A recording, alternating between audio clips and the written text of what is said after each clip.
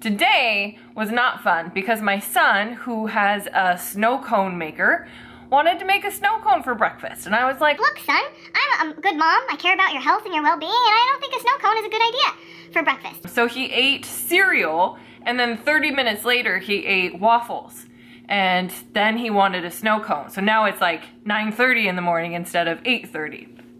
And I was like, No, once again, son, it's still morning time, and I still don't want you eating a snow cone for breakfast. And he was like, No, it's for lunch. I had lunch. And I was like, No, you just had breakfast. You had cereal, and then you had waffles. And he was like, Yeah, breakfast and lunch, Mom. But I was like, Nope. Sorry, I got my mom hat on, and you are not having snow cones until after 12 o'clock. I mean, it's not even hot out yet. Like, come on. Let's just be reasonable. So I turn around and start doing the dishes, and when I turn back around, he was holding a bat, and he's like staring me down. Part of me is a little bit entertained by this child who's looking at me with a bat because I won't let him have a snow cone at 9 o'clock in the morning.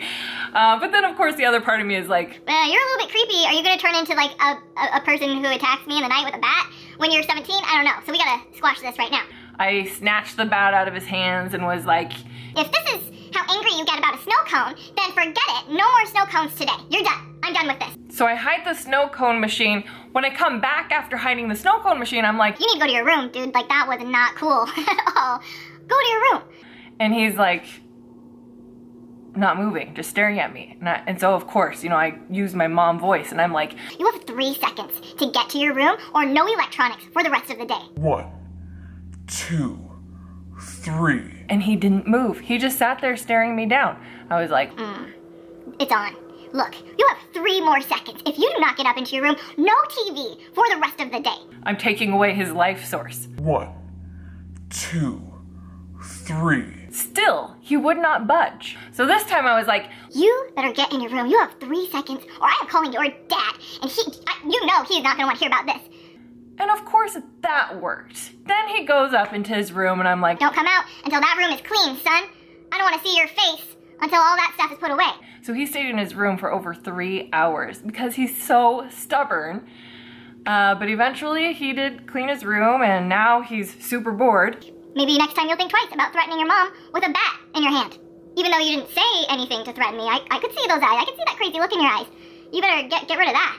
Don't approach me like that again, ever. And to be honest, I hate the whole dad threat. I don't want dad to be like the source of fear.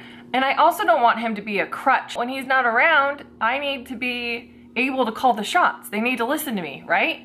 How do I get them to listen? That's the $1 million question. I hear one coming. Why did I tell you to go to your room? Because of snow cones. I was going to hit myself with the bat. Self-harm is never the answer. Let that be the lesson today.